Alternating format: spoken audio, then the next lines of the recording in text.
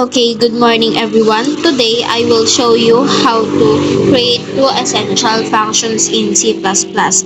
Ngayon, meron tayong include iostream using name is space std. Ngayon, gagamit tayo ng functions to print and stars in one line. Void print star int n. Dito, nagsisimula ang function. Tumatanggap ito ng isang integer n. Ngayon, gagamit naman tayo ng for loop.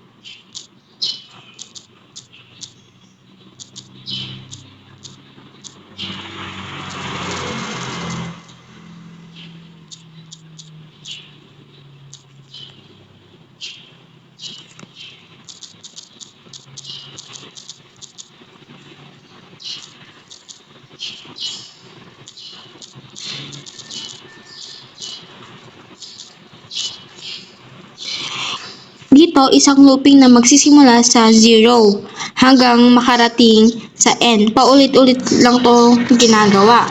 Ngayon, gagamit naman tayo ng function to return the maximum of 3 numbers.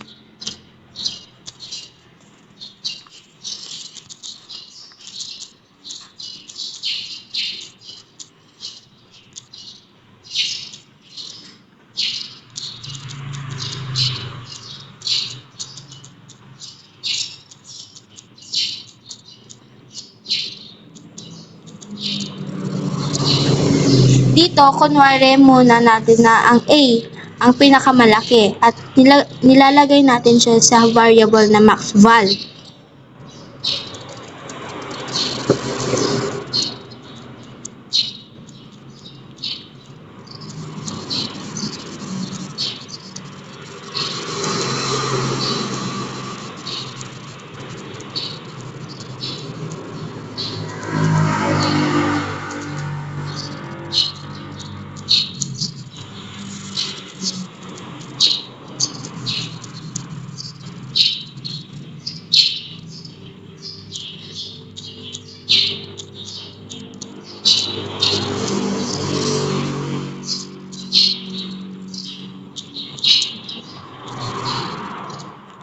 Dito, tatanungin ng computer, mas malaki ba siya sa B kaysa sa kasalukuyang maxval?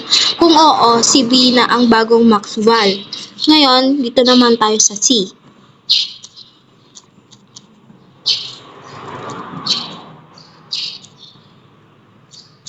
If C greater than maxval,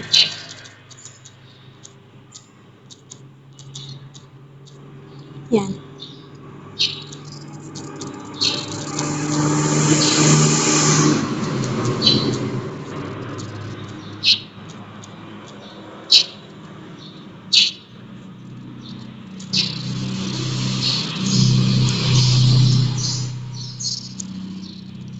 Yan. Tatanungin naman, mas malaki ba si C kaysa sa kasalukuyang maxval? Kung oo, si C na ang bagong maxval. Ngayon, magre-return maxval na tayo.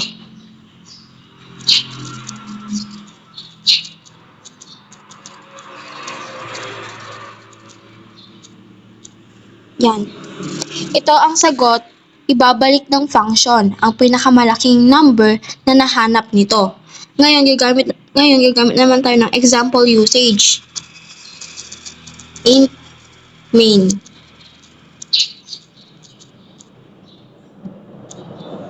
Ang main ng execution, tinatawag ang function kanina. Dahil 5 ang inilagay, maglalabas ito ng asterisk na 5. Ngayon, Dito naman, magpiprint ulit tayo ng star. Print stars 5.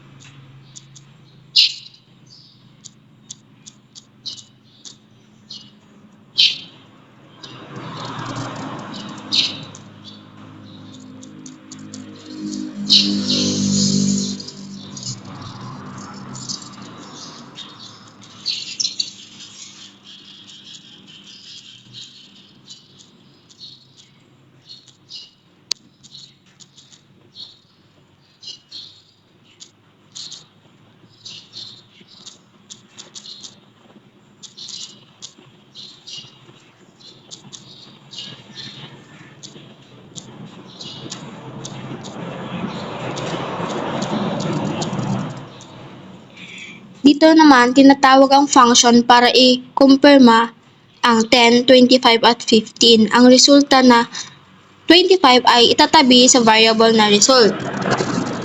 Dito naman magsi-cout na tayo.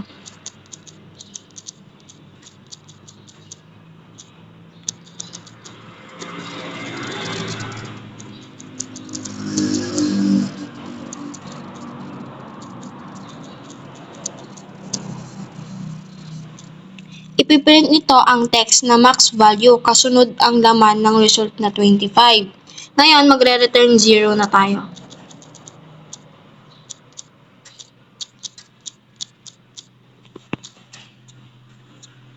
So, weird. Ngayon, i-run na natin siya.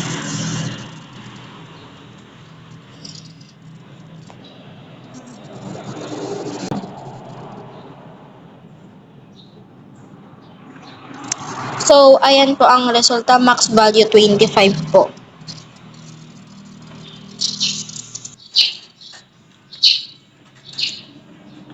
Kaya ko po na-accomplish itong task na ito, binasa ko po ang code, tinignan kung paano ang logic, at pagkatapos po ay ipapaliwanag ko sa madaling salita po o madaling maintindihan. So, yun lamang po. Maraming salamat po sa panonood.